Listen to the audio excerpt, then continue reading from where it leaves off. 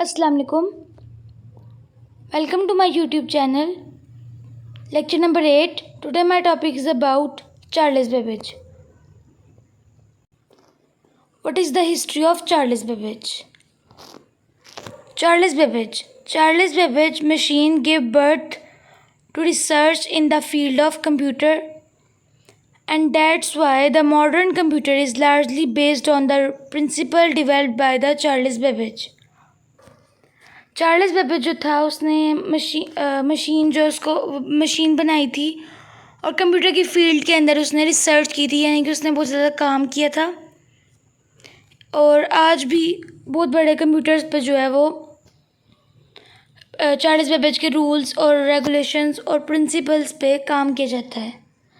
Charles Babbage ने जो principles develop किए थे उस पे काम किया जाता है डिफरेंट लार्ज कंप्यूटर्स के अंदर। He is also called the father of the computer. और इस चार्ल्स बेबेज को कंप्यूटर का फादर भी कहा जाता है।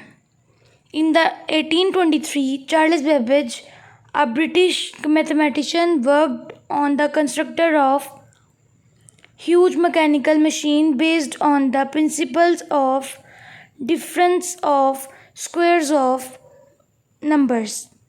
चार्ल्स बेबेज जो है 1823 में चार्ल्स बेबेज जो था वो एक ब्रिटिश का यानी कि बरतानिया का एक मैथमेटिशियन था, यानी जिसको जो स्पेशलिस्ट होता है मैथमेटिशियन का वो था। और वो काम कर रहा था और उसने बहुत बड़ी एक मैकेनिकल मशीन बनाई थी जिसके प्रिंसिपल्स ये थे कि वो जो नंबर स्क्वेयर्स हैं, स्क्वेयर्स ऑफ नंबर्स, उसके डिफरेंसेस जो हैं वो देखती थी। इन 1833 he designed a prototype computer. He called it an analytical engine। और 1833 में उसने एक कंप्यूटर डिज़ाइन किया जिसका जो प्रोटोटाइप था और उसका नाम रखा गया एनालिटिकल इंजन। नेक्स्ट मैं आपको बताऊंगी पार्ट्स ऑफ एनालिटिकल इंजन, यानी कि एनालिटिकल इंजन जो एक कंप्यूटर उसने इंट्रोड्यूस किया था, एक मशीन जो इंट्रोड्यूस की थी, उसके पार्ट्स क्या क्या हैं। देयर आर 5 यूनिट्स और parts of analytical engine: store unit, mill unit, control unit, input unit, output unit. Store unit: in this part store numbers fed to machine and all those numbers generated during the process of problem solving along with instructions। Store unit जो है वो इस हिस्से में बताया गया कि store unit के अंदर नंबर्स को स्टोर किया जाता था और नंबर स्टोर होके मशीन पे जाते थे। और ये जो नंबर्स थे इनके दौरान जो भी मसले मसाइल जो भी प्रॉब्लम्स आती थी वो इंस्ट्रक्शंस के साथ ही उसको क्लियर करता था। Mill unit: in this part perform all the arithmetic operations automatically by rotation gears and wheels. Mill unit जो है वो एक ऐसा पार्ट है कि इसके अंदर अरिथमेटिक ऑपरेशंस को परफॉर्म करता था। इसके अंदर ऑटोमेटिकली जो है वो अरिथमेटिक ऑपरेशंस परफॉर्म हो जाते थे। रोटेशन होती थी इसके अंदर और गियर्स होते थे और व्हील्स होते थे। गियर्स यानी कि डिफरेंट तरह के गियर्स, यानी कि कोई भी चीज़ को कंट्रोल करने के लिए, मैनेज करने के लिए, रन करने के लिए। रोटेशन यानी कि उसको एक ही रोटेशन में वो घूमता था, यानी कि एक ही सर्कल कह लें आप, एक ही सर्कल में वो घूमता था। व्हील्स यानी कि टायर्स वगैरह। नेक्स्ट है control unit. Control unit: in this part supervise all the other units and direct their working.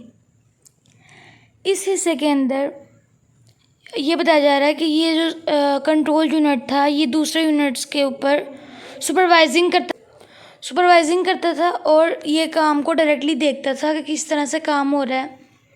The other task is assigned to this unit was to transfer the numbers and instructions from the store to the mill and vice versa by rotation gears and wheels. और दूसरा task इसका ये था, इसको बताया गया था, assign किया गया था कि ये यूनिट जो है ये नंबर्स को ट्रांसफ़र करे और इंस्ट्रक्शंस जो हैं उनको स्टोर करके मिल यूनिट को दे, और इस तरह से वाइस वर्सा, यानी इस तरह से ही काम चलता रहता था। रोटेशन की तरह रोटेशन से भी काम होता था, और गियर्स और व्हील्स वगैरह भी यूज़ होते थे। नेक्स्ट है input unit. The input unit of the analytical engine had to supply data and instructions to the store.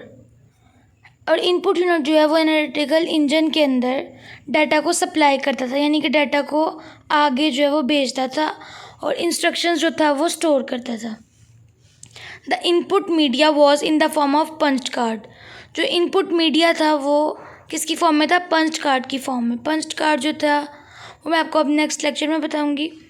Output unit. The output unit of the analytical engine had to display the results of calculations.